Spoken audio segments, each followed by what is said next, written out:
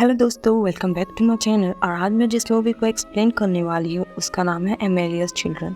ये horror thriller movie हाल ही में release हुई है और अगर हम इसके रेटिंग्स की बात करें तो इसकी IMDb rating 5.6 stars out of 10 है, जो एक पोर्चुगीज विच की स्टोरी पर बेस्ड है जो अपने ही बच्चों पर फीड करती है। तो दोस्तों, अगर आपको मेरा मूवी एक्सप्लेनेशन वीडियो पसंद आए तो प्लीज़ से मेरी वीडियो को लाइक और मेरे चैनल को सब्सक्राइब करके मुझे सपोर्ट करें मेरा 1K सब्सक्राइबर फैमिली पूरा करने के लिए। तो देर नहीं करते और बढ़ते हैं अपनी मूवी एक्सप्लेनेशन की ओर।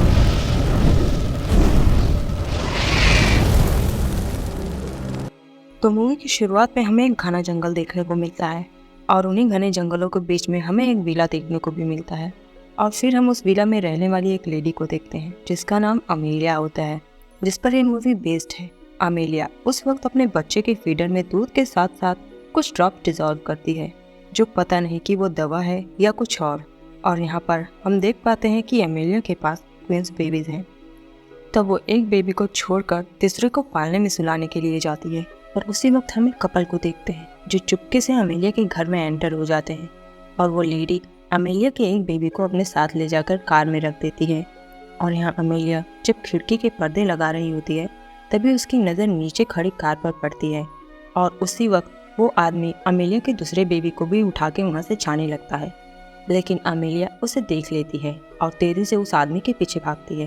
और उसी वक्त हम देखते हैं कि गुस्से में अमेलिया की आंखें पूरी तरह से ब्लैंक हो जाती है, जो काफ़ी भयानक था।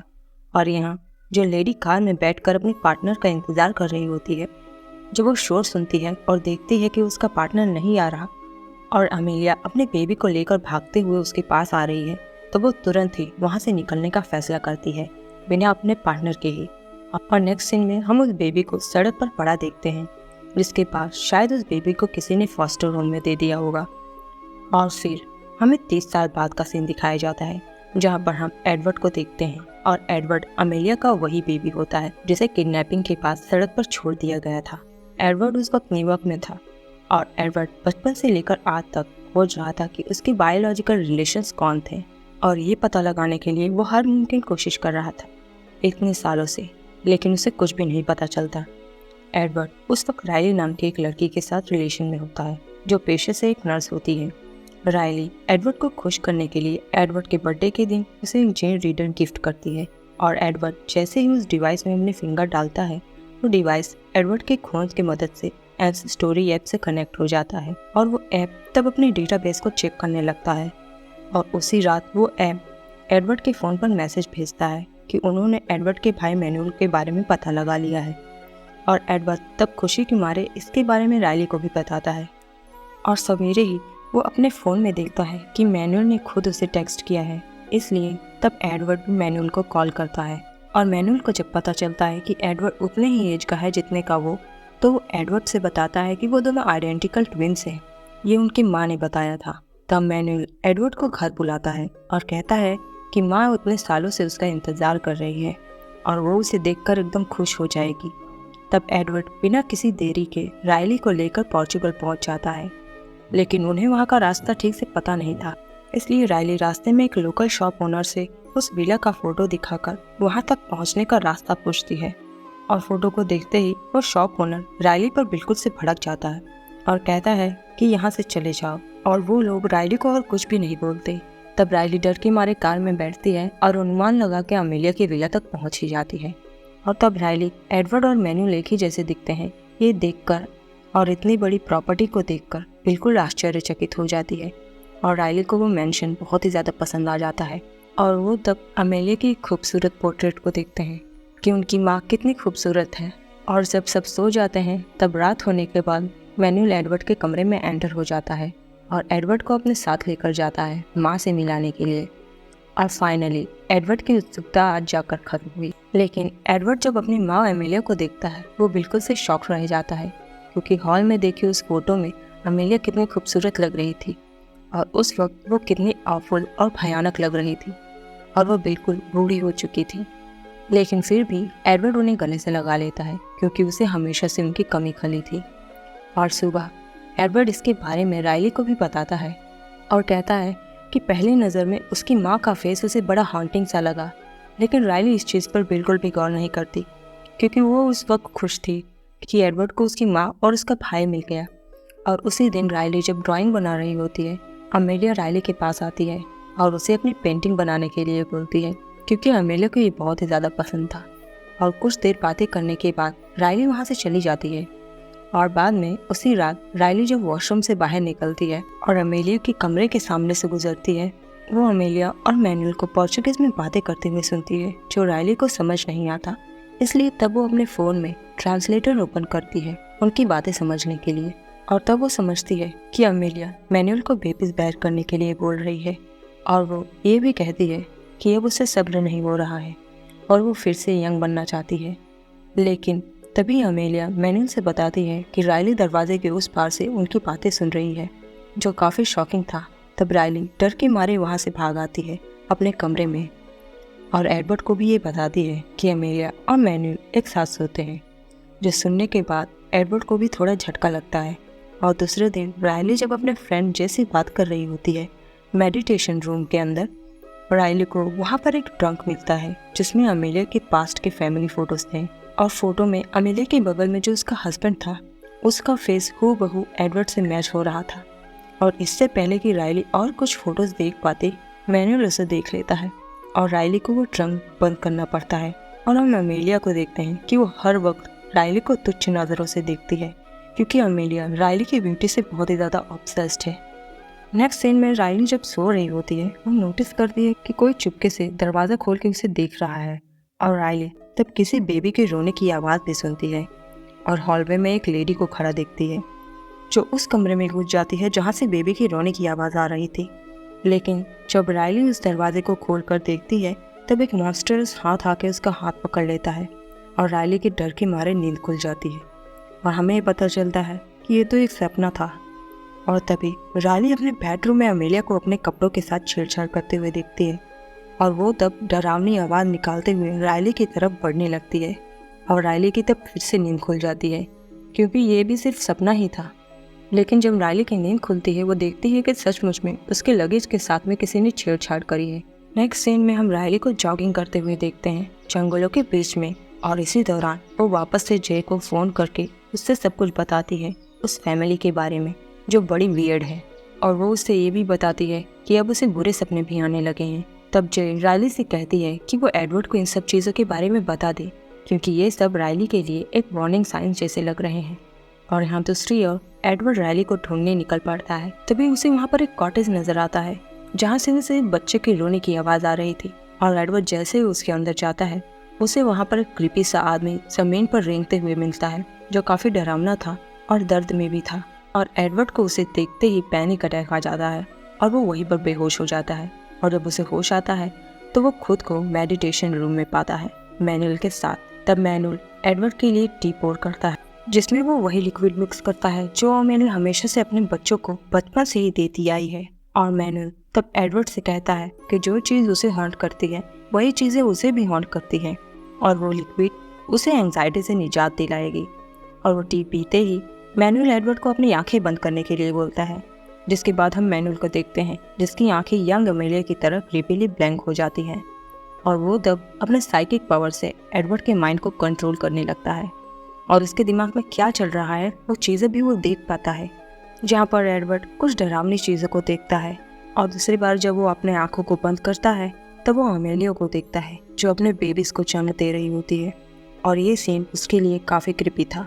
और जब इसके बाद एडवर्ड अपनी आंखें खोलता है, तब वो हेलुसिनेशन में मैनुअल की जगह पर रायली को बैठा देखता है, जो दिख तो रायली जैसा रहा था, लेकिन उसकी आवाज़ मैनुअल जैसी थी। और ये सीन देखकर एडवर्ड एकदम से नर्वस हो जाता है, और तब मैनुअल इसे काम डाउन करता है। और इससे हमें ये पता चलता है कि मैनुअल और अमेलिया दोनों ही मिलकर एडवर्ड के खिलाफ कुछ तो खिचड़ी पका रहे हैं, और वो लोग कोई आम इंसान तो नहीं है। में रायली इंटरनेट पर उसी विला के बारे में सर्च करती है, तब उसे ये पता चलता है कि वो विला तो पोर्चुगीज विच ने खरीदा था पुराने ज़माने में, और माना जाता है कि वो विच अपने बच्चों पर ही फीड करती थी खुद को जिंदा रखने के लिए। लेकिन अमेलिया के दोनों बच्चे तो जिंदा थे, इसलिए रायली को ये बातें थोड़ी बहुत कहानी सी लगती है। और तब उसी वक्त एडवर्ड कमरे में आ जाता है। तब रायली एडवर्ड को प्यार से समझाने की कोशिश करती है कि यहाँ उसे कुछ भी ठीक नहीं लग रहा है और उन्हें वहाँ से जाना चाहिए।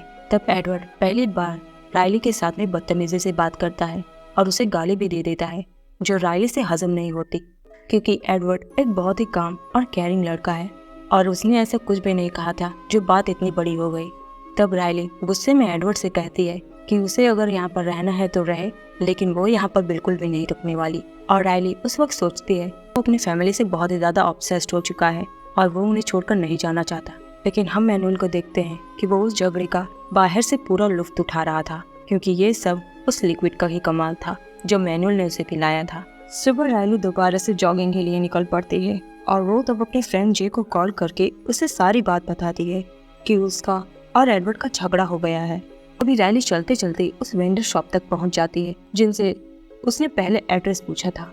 तब राइली उनसे अमेलिया के बारे में पूछने के लिए जाती है और उस वेंडर शॉप की मालकिन का नाम सरा होता है और वो तब राइली को अपने घर लेकर जाती है और उसे कुछ फोटोग्राफ्स दिखाती है जिसमें उसकी बेटी फिला और मैनुअल के फादर आर्थर होते हैं। सरा राइली से बताती है कि फिला और आर्थर एक दूसरे से प्यार करते थे और फिला को तब धीरे धीरे पता चला कि आर्थर की फैमिली ब्लैक मैजिक में इन्वॉल्व है और उसकी माँ एक विच है, जिस वजह से अमेलिया अपने ही बेटों के साथ उन्हें डेट करती थी और ज़्यादा बेटों को प्राप्त करने के लिए के एक्सचेंज में उसे उसका जवान शरीर मिलता था और यही करके वो सदियों से जिंदा रही थी। और अगर उसने कभी बेटे को जन्म दे दिया तो वो तुरंत ही उसे अपने हाथों से खत्म कर डालती थी। और ये वजह दर्शाता है कि क्यों एडवर्ड, मैनुअल, आर्थर सब एक जैसे ही दिखते हैं। और जिसकी फोटो राइली ने मेडिटेशन रूम के ट्रंक में देखा था वो आर्थर के बायोलॉजिकल फादर थे। और सरा तब बताती है कि फिला और आर्थर उस बंदिश से आज़ाद होना चाहते थे और हमें पता चलता है कि फिला और आर्थर और कोई नहीं, वही मूवी के स्टार्टिंग वाले अमेलिया की बेबी किडनैपर्स थे। सरा आगे बताती है कि उस दिन के बाद फिला दोबारा लौट कर नहीं आई, क्योंकि क्या पता वो आर्थर के लिए वापस लौटी हो अमेलिया के पास और अमेलिया ने उसे मार डाला हो।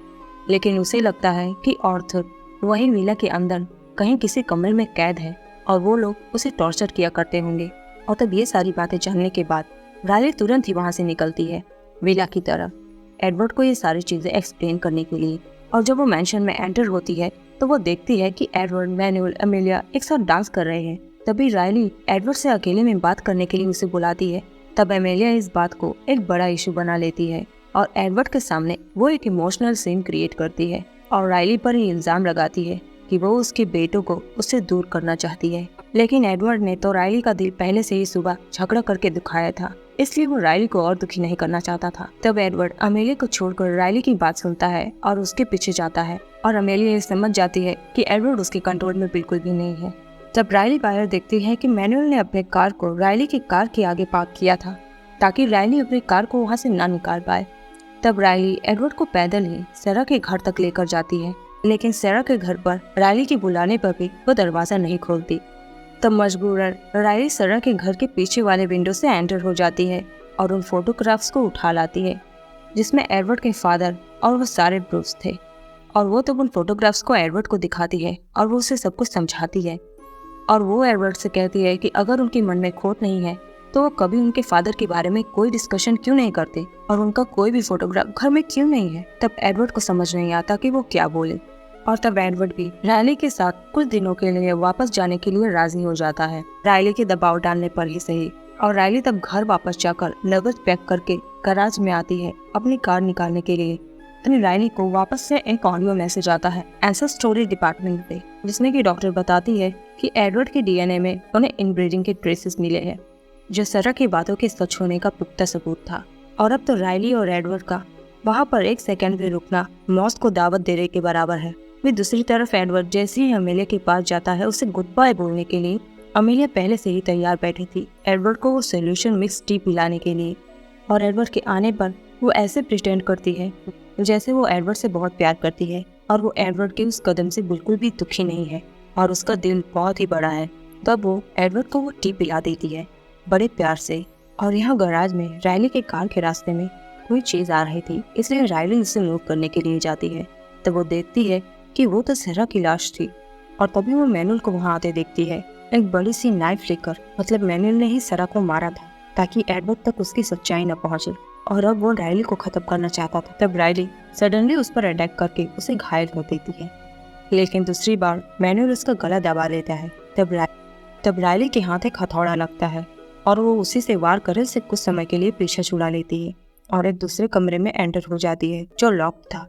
वहाँ दूसरी ओर एडवर्ड वो चाय पीने के बाद बिल्कुल टायर्ड फील करने लगा था और वो अपने बिस्तर पर आकर लेट जाता है। तभी रायली के रूप में अमेलिया उसके कमरे में एंटर हो जाती है गलत इरादों से, और एडवर्ड को उस सोल्यूशन की वजह से अमेलिया तब रायली जैसी लग रही थी जो एडवर्ड के साथ इंटीमेट होने लगती है। और यहाँ मैनुअल अपनी पूरी ताकत से दरवाजा तोड़ने की कोशिश कर रहा था और तभी रायली वहाँ पर कैद एक वियर्ड क्रीपी आदमी को देखकर डर जाती है जो इससे हेल्प मांग रहा था।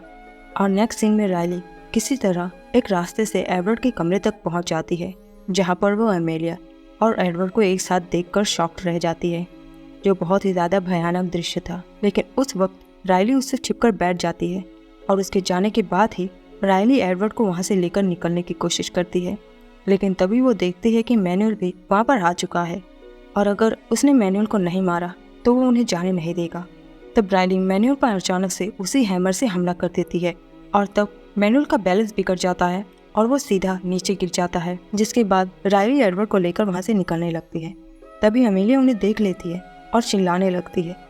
इस वजह से तब हड़बड़ाहट में रायली और एडवर्ड एक साथ सीढ़ियों से नीचे गिर पड़ते हैं और अमेलिया तब घायल मैनुअल को देखकर गुस्से में मैनुअल का नाइफ लेकर रायली पर हमला बोल देती है। और एडवर्ड भी रायली को बचाने के लिए कुछ नहीं कर पा रहा था क्योंकि उसमें खड़े होने की भी शक्ति नहीं थी। तब एक बार तो अमेलिया रायली के शोल्डर पर नाइफ से स्टैप कर देती है, लेकिन रायली उसे किसी तरह कुछ देर तक थामे रहती है। और जैसे ही हमें लगता है कि अमेलिया अब रायली को मार ही डालेगी, वैसे ही वो केज डालने जो एडवर्ड और मैनुअल का फादर था, जिसे इतनी दिनों से अमेलिया ने कैद करके रखा था, वो आकर अमेलिया को पकड़ लेता है। और रायली तब मौके का फ़ायदा उठाकर वहाँ से एडवर्ड को लेकर तुरंत ही भाग जाती है और अमेलिया तब उसी नाइफ से आर्थर को स्टेप कर करके उसे भी मार डालती है। और कुछ देर बाद हम देखते हैं कि अमेलिया और मैनुअल दोनों ही जिंदा है।